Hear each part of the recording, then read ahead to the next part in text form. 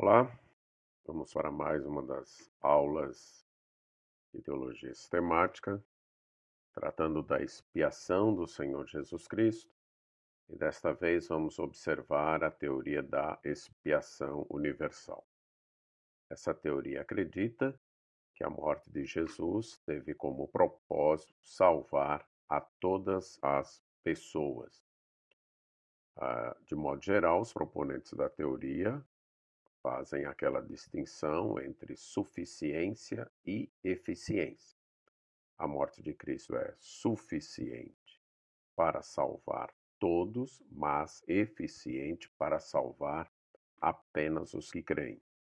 A questão aqui é o propósito, então eles afirmam que a morte de Jesus teve como propósito salvar todas as pessoas. Vamos observar os argumentos. O primeiro grupo de argumentos são argumentos a partir de textos bíblicos que falam da morte de Cristo como tendo um propósito universal. Por exemplo, João 1,29, quando João Batista anuncia Jesus como o Cordeiro de Deus que tira o pecado do mundo. Então, o argumento deles é não apenas o pecado dos eleitos, mas o pecado do mundo. Também João 3, 16 e 17, especialmente o versículo 17, que diz que Jesus veio não para julgar o mundo, mas para que o mundo fosse salvo por ele. Então, eles afirmam que a vinda de Jesus teve um propósito salvífico para o mundo e não apenas para os eleitos. Também, segundo aos Coríntios 5, 14 e 15, quando o apóstolo Paulo fala que Cristo morreu por todos. Então, se Cristo morreu por todos, ele veio com este propósito de entregar a sua vida por todos. 1 Timóteo 4, 10, que diz que Deus é salvador de todos os homens, especialmente dos fiéis, mas é salvador de todos os homens. Então, novamente, a ênfase aí no todos. Temos também, dentro desse grupo, Hebreus 2:9, que diz que Jesus sofreu a morte em favor de todos. Jesus, então, experimentou a morte em favor de todos. 1 João 2, 1 e 2, que Jesus é a propiciação pelos pecados de todo o mundo. Então, não apenas de alguns, mas de todo o mundo. 1 João 4,14, que diz que Jesus foi enviado como Salvador do mundo. Então, não apenas de alguns, mas do mundo. E Isaías 53:6, que usa a palavra todos duas vezes, uma vez para falar que nós todos nos desviamos, e outra vez para dizer que ele fez cair sobre ele a iniquidade de todos nós.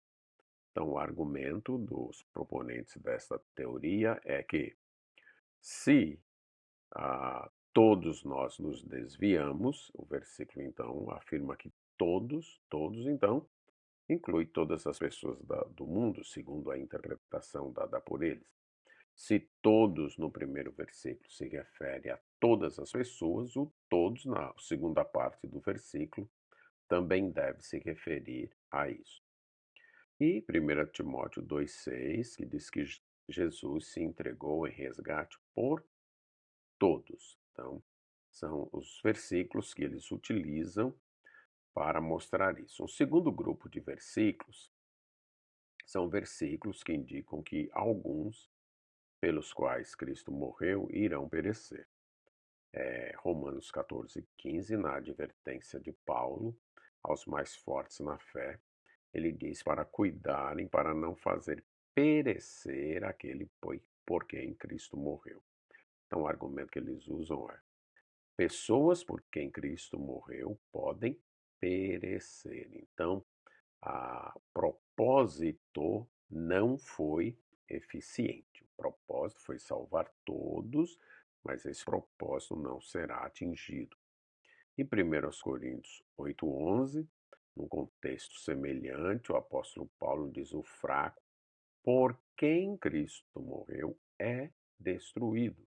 Então, alguém por quem Cristo morreu pode ser destruído. Ainda tem Hebreus 10, 29, na advertência do autor quanto ao perigo do afastamento.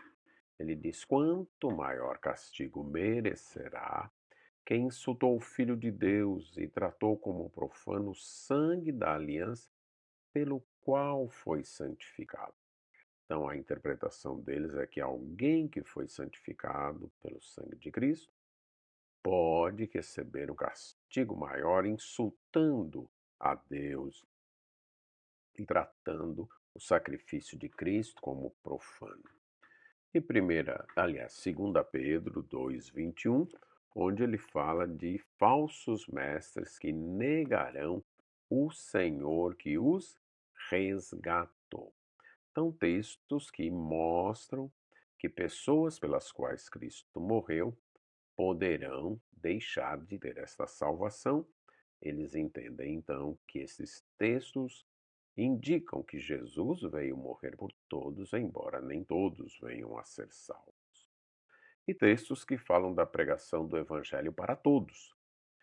O Senhor Jesus Cristo mencionando que o Evangelho será pregado a todas as nações, em Mateus 24:14.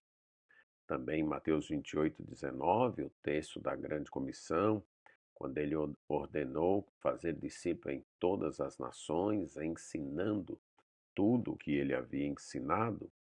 Atos 1:8, quando ele diz que o evangelho é para ser pregado até aos confins da terra. E Atos 17:30, a pregação de Paulo, que Deus notifica a todos os homens em todo lugar que se arrependam. Então, uma pregação desta é para ser feita a todos. E Tito 2:11, a graça de Deus se manifestou, trazendo salvação a todos os homens. Então, o argumento deles é que se Deus ordenou que o evangelho seja pregado a todos os homens, logo é porque Cristo, a morte de Cristo, foi para salvar todos os homens, embora isso não aconteça. Mateus 11:28 é dito que Jesus convidou todos que estão cansados e sobrecarregados. Ele convida todos, não apenas os eleitos. E 2 Pedro 3:9, que fala do desejo de Deus, é que ninguém pereça. Então, se Deus tem esse desejo que ninguém pereça, ele enviaria seu filho para pagar pelo pecado de todos. E textos que indicam que o amor de Deus é para com todos. E aí João 3,16, Deus amou o mundo, não amou a todos. E Romanos 5,8, que diz que Jesus morreu pelos pecadores, motivado pelo amor de Deus. O amor de Deus por nós fez Jesus morrer quando éramos pecadores. E Lucas 23:34, quando Jesus pede que o Pai perdoe aqueles que o estavam crucificando, indicando então que se Jesus pediu perdão, era para que o seu sacrifício valesse para aquelas pessoas. Uma advertência é feita aos proponentes dessa teoria, que ela pode levar ao universalismo, isto é, no final, todos serem salvos, já que a morte de Cristo foi em favor de todos. A defesa que eles apresentam é que a morte de Cristo foi por todos, sim, mas apenas os que a aceitam é que serão salvos. A questão que fica para ser respondida por esta posição é: Deus falhou em seu propósito se ele enviou Jesus para morrer, pagar pelo pecado de todos e todos não são salvos? Então, o propósito de Deus falhou? E uma outra pergunta é: o que Cristo fez na cruz? Ele apenas tornou a salvação possível ou ele realizou a salvação. Se ele tornou a salvação possível e depende da aceitação humana para que ela se concretize em sua vida, é isso que esses proponentes desta teoria têm que aceitar.